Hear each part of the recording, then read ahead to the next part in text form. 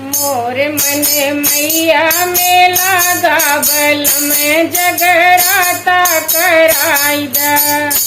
मोर मन मैया में लागा बलम जगराता कराई दा।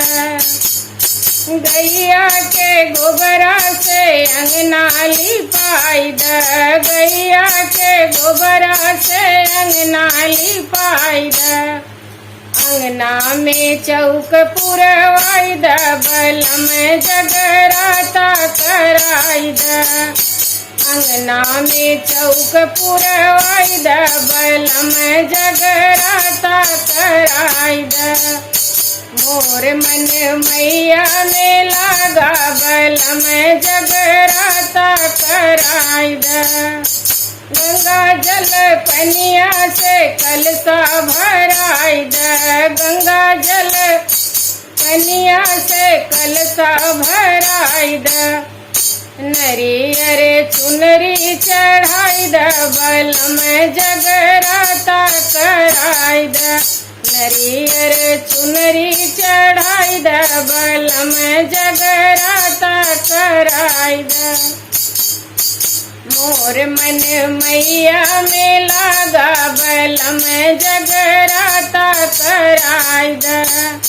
गैया के घियना से दियना जलाई दा। गैया के घियना से दियना जलाई दा। अड़हुल के हार पहिराई दा। बलम जगराता कराई दा।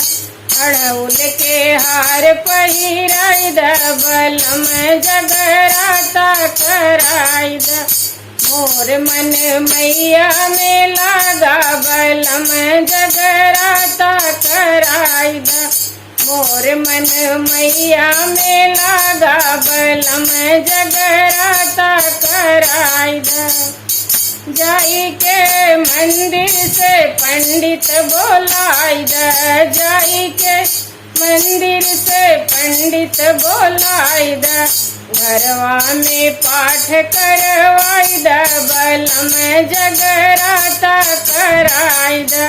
घरवा में पाठ करवाई दा। बलम जगराता कराई दा।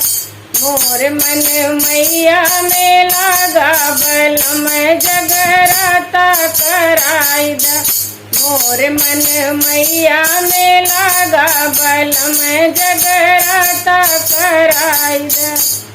जाई के बजरिया से चुनरी ले आई दा। जाई के बजरिया से चुनरी ले आई दा। चुनरी में गोट लगवाई दा। बलम जगराता कराई दा। चुनरी में गोट लगवाई दा। बलम जगराता कराई दा। मोर मन मैया में लागा बलम जगराता कराई दा। मोर मन मैया में लागा बलम जगराता कराई दा।